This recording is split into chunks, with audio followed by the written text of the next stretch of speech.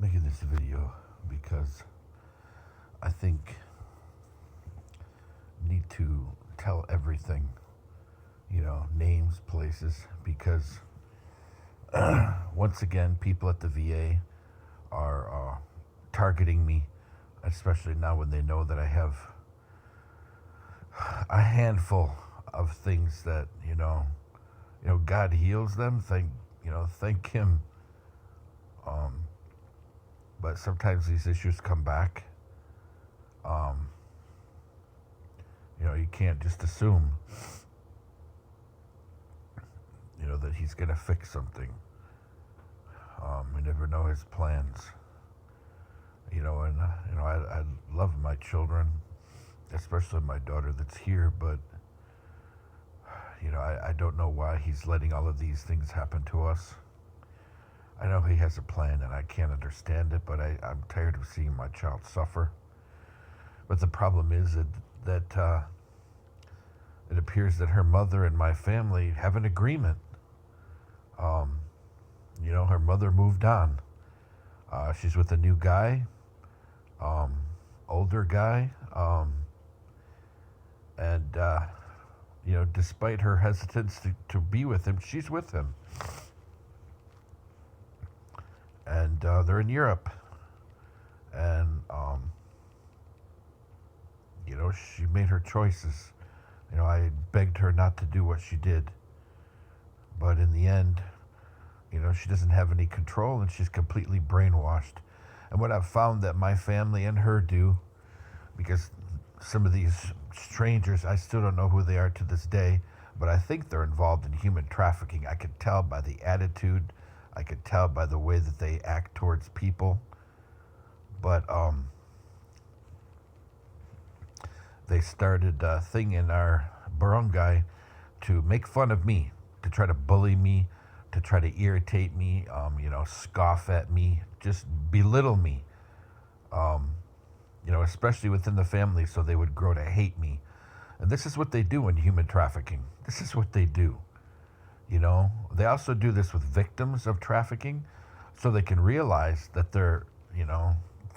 they do this especially in the Philippines in a mission that's solely for protecting children who've been targeted for trafficking or were involved in trafficking, trafficked. And part of the therapy is for them to realize their parents didn't really love them. They didn't care. So they're taught to make fun of their parents, yell at their parents, but it's part of rage therapy. But obviously, if it's not taken in the right direction, then instead of addressing a wrong, it will just create somebody who hates somebody. But the mission seems to help those kids.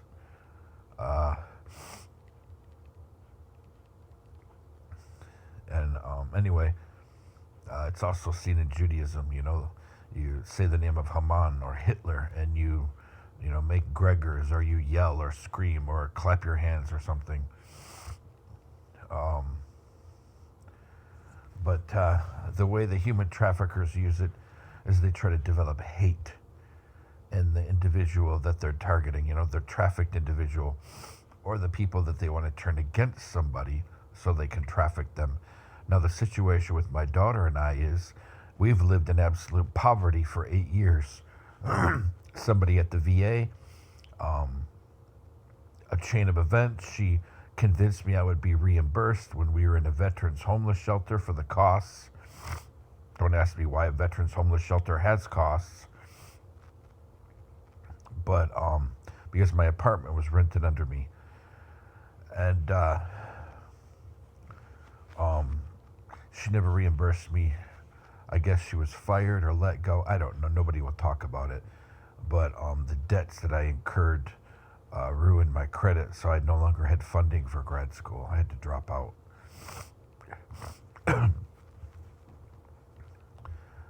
But the chain of events from that,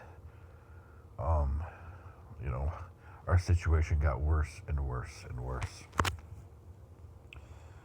And didn't have any resolution.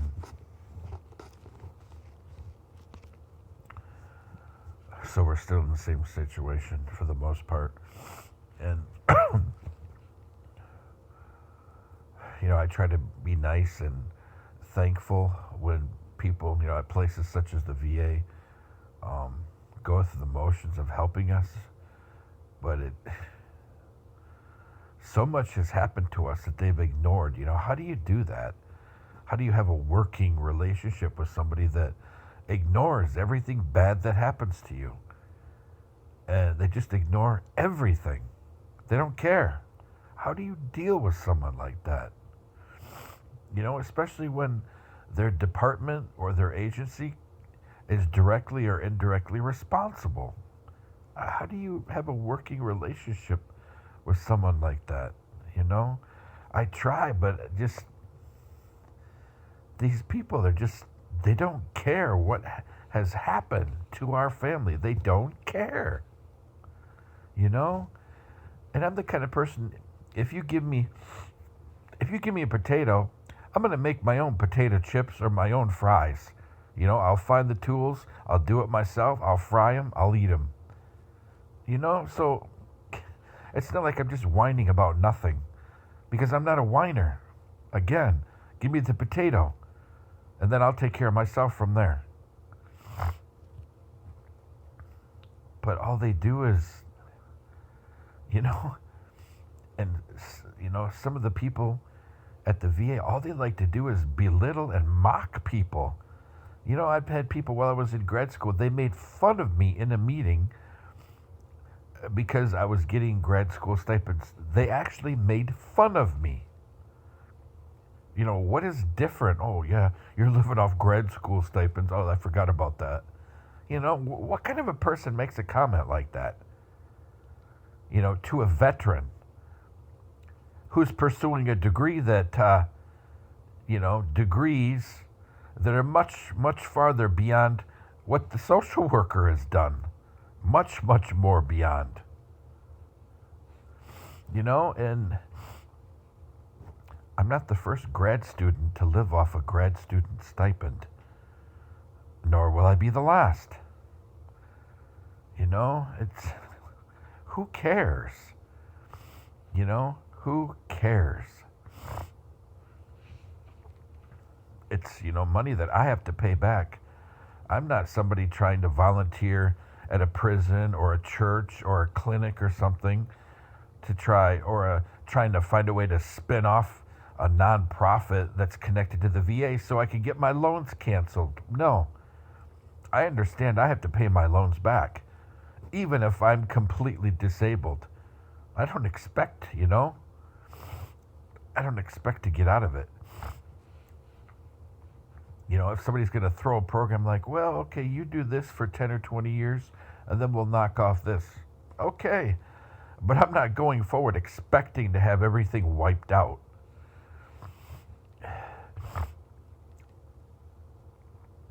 But anyway, and statistically, people who go to school full-time in grad school, they tend to do better and they go farther and they network more in their career. People say, oh no, that's not true. If you work part-time and go to school, you do better. That's not true. That's not true. That's only for people that are in applied terminal bachelor's degrees. Oh yeah, I got my bachelor in engineering. Oh, I got my bachelor in nursing. That's the only time that they do better. And when you're going into some of those, like nursing, you're going to have a year or two of clinical and practicum work anyway. So, so statistics can be very deceiving. We're talking about high school. High schoolers do better when they have a part-time job because they learn money management and time management. When it comes to education, everybody I know that's an expert in their field, and I've met a lot of experts in their fields, they go straight. They go straight away. Very little involvement in something that's going to direct their attention away from becoming an expert.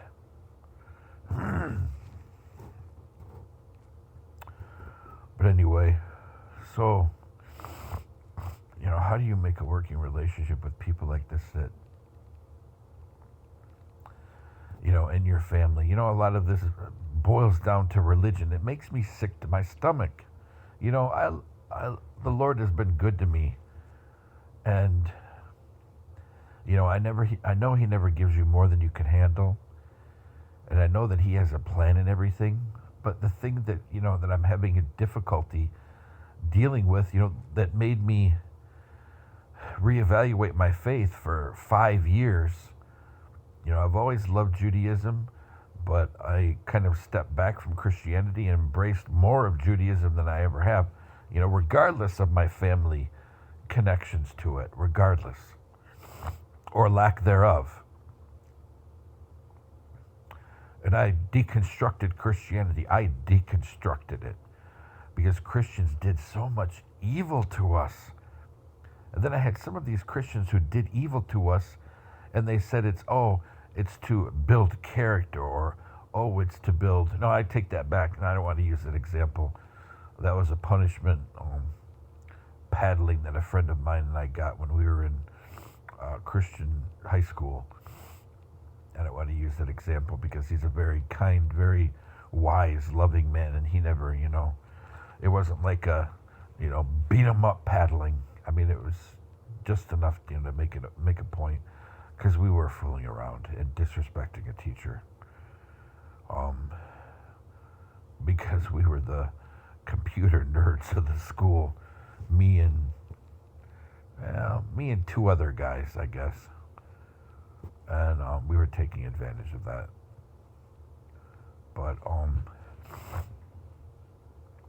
But people who do things to people build mountains so that people can, develop strength and resilience and all of these things.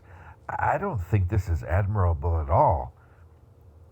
Quote from Scripture, I believe it was in Timothy, that said, "Do not make a stumbling block for your brothers." No, actually it was, "Lest ye make a stumbling block for your brethren." Isn't that kind of what people are doing? Making a stumbling block. You can't force somebody to learn resilience or to learn how to adapt. That comes through life. Life teaches these things. If you want to create a boot camp where you teach and instill various characters and people that their parents didn't, then you do it in a structured, safe environment. When they train SEALs, they don't tell them to come in once a day for their training and then go home out into the city into their apartment. No, they create a structured, safe environment. And even then there's accidents from time to time. That's how you train. In rigid, structured, safe environments. You can't do that from a distance or from a call center where you're targeting people. That's another thing. All the complaints against me at the VA seems to be a couple of people connected to Vet Connect call centers. Keep on stirring them up, finding more, put another one in, just to make me look like a bad person or unhinged or, argumentative or whatever, or a bully. Me, a bully? Why? Because I cite things and put it in a message to the provider and the nurses? Well, if they can't handle academic medicine, maybe they shouldn't be practicing. And I know some of those U of M Lent physicians that work at the Saginaw VA, they're also bullies. And some of them I really question, how did they get to U of M medical school as professors or as adjuncts? How did this happen? Because, some of these professors who get these VA staff appointments in Saginaw to connect to Ann Arbor, I don't think they're very intelligent. And I'm not even a doctor. I could just tell, reading stuff that they've written or, listening to statements they've made, I'm like, this person is a U of M adjunct? Hogwash. I'm a Wolverine. I know how to spot a Wolverine. Hogwash. But then they target people. They also target people and lie. I've met a lot of people at that VA that lie, or they'll put something in the notes to humiliate the veteran. I've seen people put things in the notes to humiliate me. Oh yeah, veteran tend to go off on tangents and such during conversation, but was lucid. What kind of a statement is that? First of all, a tangent is something that has no direct or indirect connection to the topic at all. And I would argue with this social worker that she's lying, because I don't go off on tangents. I only discuss things that are very, very relevant to what's happened in my family. All this does is continue to show that, that this program at the VA, they don't have good intentions for my family. They don't respect us. They don't treat us well. And some of them who used to be connected to our case even tried to weaponize our voucher against me. These are the kind of people we're surrounded with in, Saginaw County. Every time we come here, there's a lot of bad people here. I don't understand it. It's like collecting bad people. A lot of them. Every now and then we'll find some, academic will cross some person that's really academically gifted, or we'll encounter somebody who is in a movie, or a singer or something, or a rapper. I mean, that's great. The problem is the bad people. That's the problem. They keep targeting us. And once you start spreading stuff about people, they're a bad person. Yeah, if you do this and do this, supposedly people will, they'll pay you through, accounts and stuff if you post this and this, and people do it. Or, yeah, this guy's not a very good person. He got this person fired or whatever, or this guy complains a lot. All of his medical issues are made up. His limping or his hospital stays, it's hogwash. Well, the x-rays and all of that, oh, just ignore that.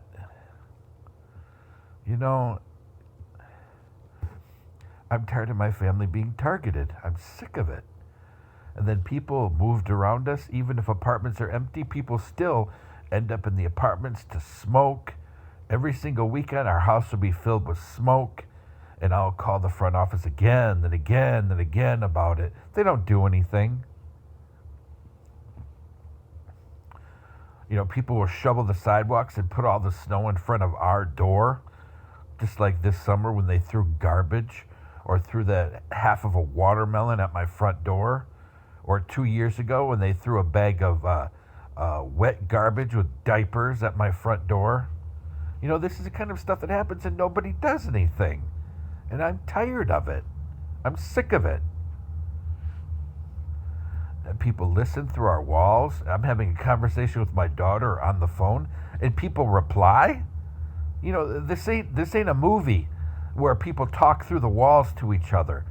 I'm sick of people being put around us that cross boundaries. Neighbors, that obviously are convicted felons that should still be in jail, but they don't evict them. They let them stay. They target my family, hacking into our Bluetooth speakers. They target a neighbor. So far, the only African American in this place that I've seen that get targeted, but they're targeting one of my neighbors, messing with his security cameras and stuff physically. The person should have been arrested after they did that. Nobody does anything for him either. And this is a nice guy that never bothers anybody. He has children that work, military, FBI. This is a good family. A patriot. Nobody does anything. So we try to help, watch out when we can.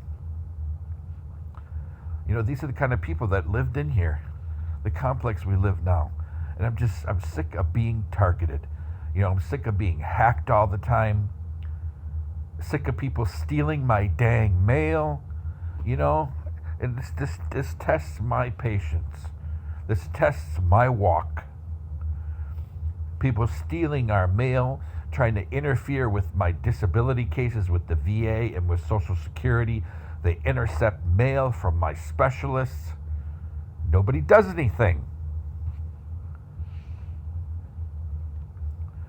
People simulate us and hack us. You know, every time I log into the VA site, somebody's hitting me. Every single time, try to make me get timed out. Or they'll plug in a stupid simulator. I can tell the real VA and their fake simulated VA. I can tell. They don't have half the functionality the real VA.gov does. Nobody does anything again. Nobody does a thing. I'm sick of it. You know, I'm tired of my children suffer. People trying to turn at least one of my children against me by having to chaperone our chats. What is that garbage? Now I don't hear from my oldest anymore. Because somebody convinced her that I don't want her to come here, which the opposite is true. I want her to come here and go to college. This is what I'm talking about. People always interfere in our life to destroy our relationships, to ruin our lives. I'm sick of it.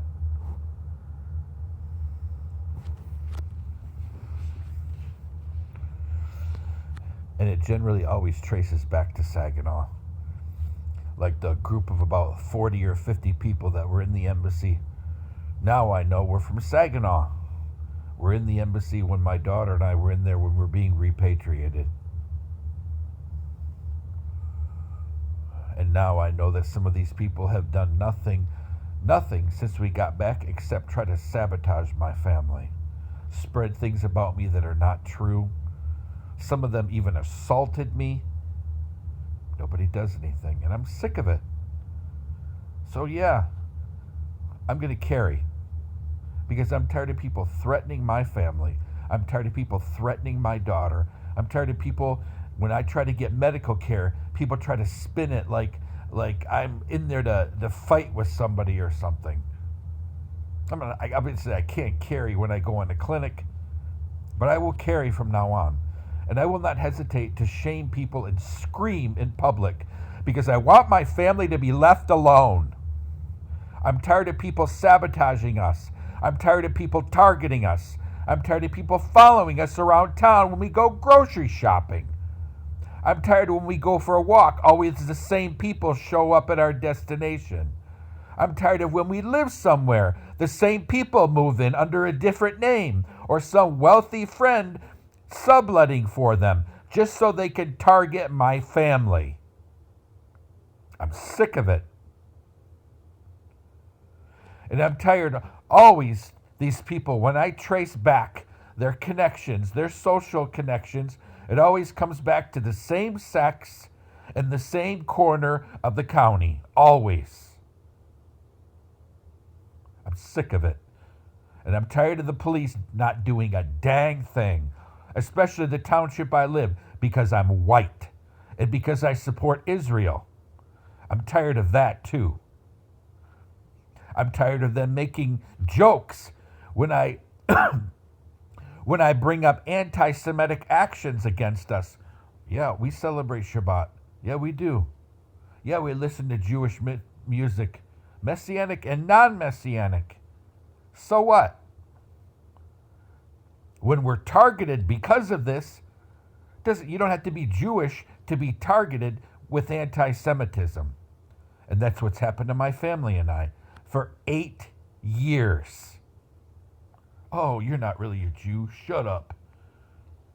You better knock it off. We don't like people like you around here. What is people like me? What is that? Because I support Israel? Because I support Judaism? Reformed, conservative, liberal, Orthodox? I support all. Messianic? I support all. Jewish Catholics? I support all. Well, we don't like people around here. You need to know your place. What does this mean? Or we want to get all you you white mother effers out of this corner of the complex or out of this corner of the neighborhood. This complex doesn't welcome white mother effers like you. What is that? Nobody does anything. People break into our house. They threaten us. They scream at us on a bus, the top of their lungs. And I'm the one who is asked to leave the bus area? Oh yeah, go wait across the street until the buses come. We're the victims. I'm tired of it. I'm tired of this stuff has continued. MDHHS gives money out to people who work in, a fast food joint with limited hours. They'll give them money for a car. People, the same exact situation as mine, except me, I have two businesses that if I had a car, they would have operating expenses. Oh, nope, you don't qualify. Really? What about the self-sufficiency for disability cases, for being a single parent, in a transition program with the VA? Oh, no, you don't qualify. Really? But somebody that works at fast food with limited hours, limited prospects, most fast food joints, managers, they tend to stay there for a while. That's one thing people don't know. It's the line people and the people that work in the kiosks, not the aisles, the kiosks, that's high turnover. Assistant manager and managers, they don't have high turnover. They're there 6 months, year and a half, then they move to a new store and they move up. But now when you're line staff or you're working at a kiosk, how would those people qualify for help for a program more than I do? Almost the same exact situation, except I have a business. Actually, 2 businesses. No, don't qualify. I'm tired of my family being targeted. And then our court case, my appeal was a joke. It was a joke. The worker and the hearing coordinator were lying.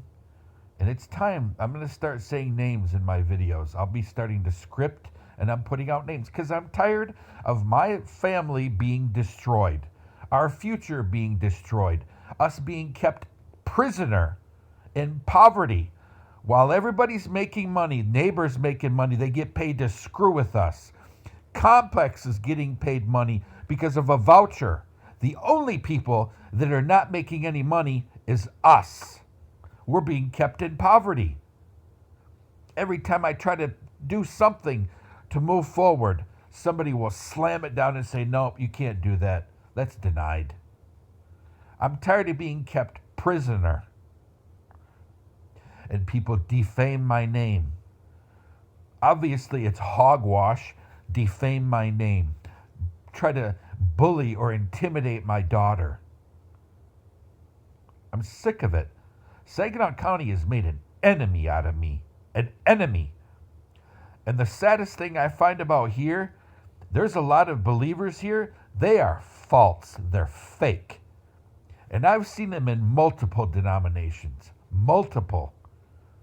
There is a darkness over this town, and believe me, someday God will start judging people here.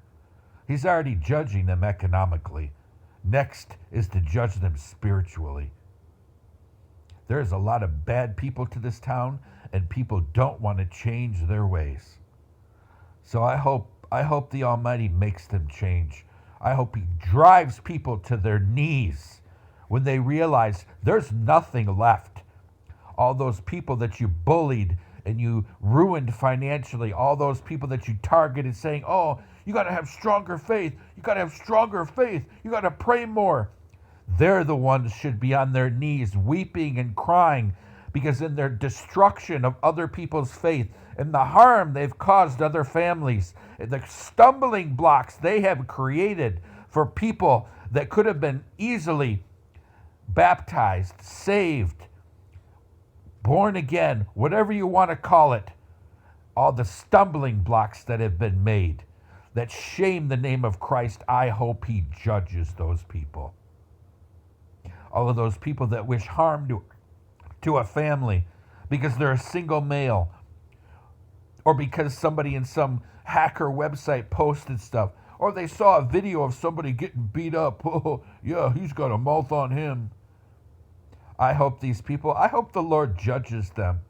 And I hope he drives them to their knees and they break down in tears and they realize they have no hope because they are damning themselves by their actions, by their offense against the Holy Spirit of denying repentance, of denying others repentance. That's the greatest shame. You're not God. You're standing in his way.